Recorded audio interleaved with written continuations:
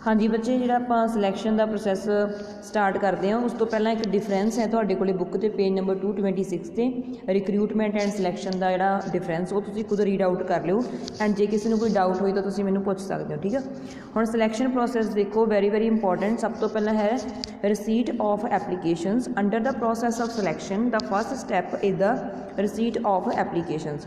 सब तो पहला आपां जिहड़ियां एप्लीकेशनस ने वो आपदे कोले इकट्ठियां कर लैणियां ने, जिन्ने भी साडे कोल भर्ती लई लोग आए आ वो सारे कलैक्ट कर लैणे, उन्होंने तो आप रिज्यूम लै लेने या एप्लीकेशनस लै लैणियां ने। In this phase, applications for the vacancies are received in response to the given advertisement or with the help of various other sources of recruitment।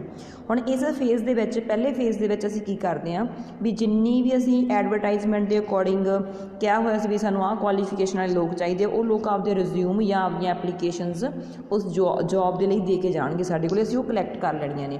ਜਾਂ ਫਿਰ ਹੋ ਸਕਦਾ ਅਸੀਂ ਇੰਟਰਨੈਟ ਰਾਹੀਂ ਦੱਸਿਆ ਹੋਵੇ ਲੋਕਾਂ ਨੂੰ ਤਾਂ ਆਪਾਂ ਈਮੇਲ ਰਾਹੀਂ ਵੀ ਜਿਹੜੀਆਂ ਉਹ ਕਲੈਕਟ ਕਰ ਸਕਦੇ ਉਹਨਾਂ ਨੇ ਐਪਲੀਕੇਸ਼ਨ।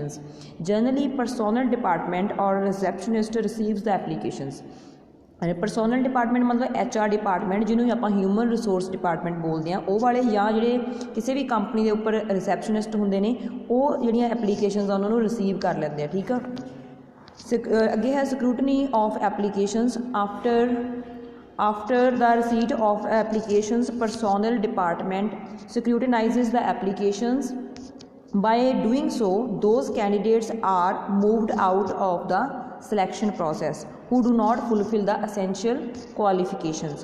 हाँ जी, स्क्रूटनी का मतलब हुंदा कि असीं उन्हां दे विचों छांटी कर लैणी है एप्लीकेशनस दी, देख लैणियां ने भी किहड़ियां साडे लई सूटेबल हैगियां ने।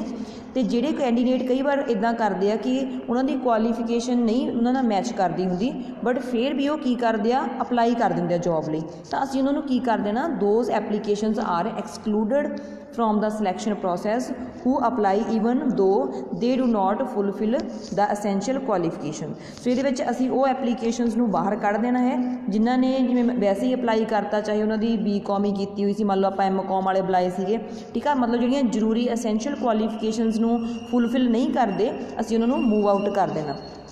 थर्ड अपने को पॉइंट है preliminary interview. During preliminary interview the applicant come in direct contact of the selection authorities for the first time. ये की है जी पहली इंटरव्यू के की होंगे कि एप्लीकेंट्स होंगे वो पहली बारी किसी सिलैक्शन वाली अथॉरिटी के सामने आते हैं। तो this interview is highly simple and brief. ये छोटी जी इंटरव्यू होंगी है, बहुत ब्रीफ होंगी है। इस इंटरव्यू के की होंगे the applicant is asked question about the his background educational qualification skill experience expected remuneration. इत्थे सिर्फ एप्लीकेंट में ही पूछा जाता भी तुहाडी बैकग्राउंड की आ, तुहाडी एजुकेशनल क्वालीफिकेशन की आ, तुहाडा जिहड़ा एक्सपीरियंस किन्ना वा, हुण तक तुसीं किन्नी सैलरी एक्सपैक्ट करदे हो। ठीक है, सो विद दिस ओहदी फिजिकल ते psychological suitability of the applicant for the vacancy is examined. ये चैक करते इंटरव्यू के भी ये परसन फिजिकली या मैंटली जी एप्लीकेंट है ये इस जॉब के लिए सूटेबल है या नहीं है। Consequently unsuitable candidates are rejected and the rest of the candidate are included in the next phase of selection. ये जोड़े अनसूटेबल उन्होंने रिजैक्ट कर देंगे आ, जोड़े सूटेबल आ उन्होंने आप अगले फेज के भेज दें। अगे है to fill up application form. अगे देखो इंटरव्यू होने तो बाद छोटी जी इंटरव्यू होने तो बाद असीं एक एप्लीकेशन फॉर्म फिल करना होंदा।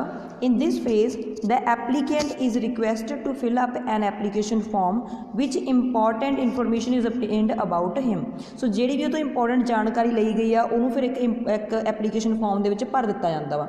The application form contain information about his personality, educational qualification, work experience, expected salary and reference. ठीक है, रैफरेंस भी होंदा भी इहनूं किहड़ा परसन जानता है, अगे रैफरेंस टॉपिक आ जाऊगा। ठीक है, this information help in assessing the suitability of the candidate for the vacancy. इतों पता लग जाता भी किहड़ा परसन सूटेबल है इस जॉब के लिए। ठीक है, तो उस तो बाद it proves highly useful at the time of interview also later on. बाद में जो सिलैक्शन के टाइम जी इंटरव्यू होंगी है उत्थे इहड़ा एप्लीकेशन फॉर्म आ उदों यूज़ किया जाता। अगे है selection test. The next phase of selection process ਉਹਦੇ ਵਿੱਚ ਆਉਂਦਾ selection test are held for those persons who clear the preliminary interview and fill the application form.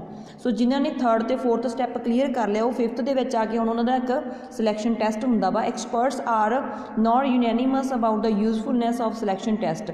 ਸੋ ਜਿੰਨੇ ਵੀ ਜਿਹੜੇ ਆਪਾਂ ਕਹਿ ਦਈਏ ਸਿਲੈਕਸ਼ਨ ਵਾਲੇ ਐਕਸਪਰਟ ਹੁੰਦੇ ਆ ਉਹਨਾਂ ਦੀ ਯੂਨੈਨਿਮਸ ਹੁੰਦਾ ਇੱਕ ਰਾਏ ਹੋਣਾ, ਉਹਨਾਂ ਦੀ ਇੱਕ ਰਾਏ ਨਹੀਂ ਹੁੰਦੀ ਕਿ सिलेक्शन टेस्ट जरूरी है या नहीं है। Some experts are of the view that selection test are not useful. कुछ तो कहते हैं भी ये टेस्ट नहीं होने चाहिए, यूजफुल नहीं है।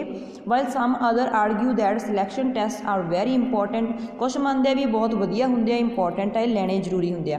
But in reality selection test are highly important in any selection process at present. अज के टाइम के किसी परसन को भी जॉब लिए सिलैक्ट करना वा तो उत्थे सिलैक्शन टेस्ट होने जरूरी होंगे।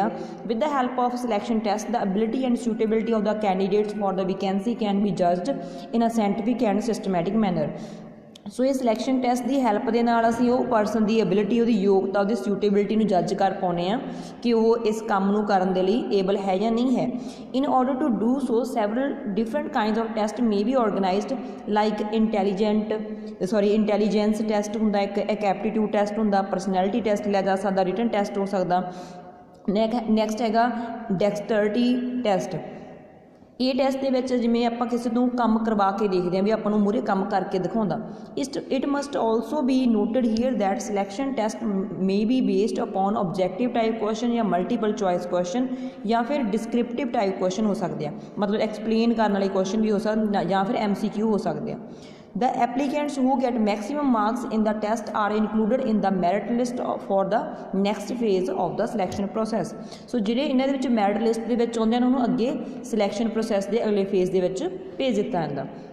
हुण देखो जी 10 पॉइंट ने 5 आप कर लिए, 6th तो लैके 10th तक मैं तुहानूं कल नूं एक्सप्लेन कर दूँगी। ठीक है जी, इन्हूं रिवाइज़ कर लिओ।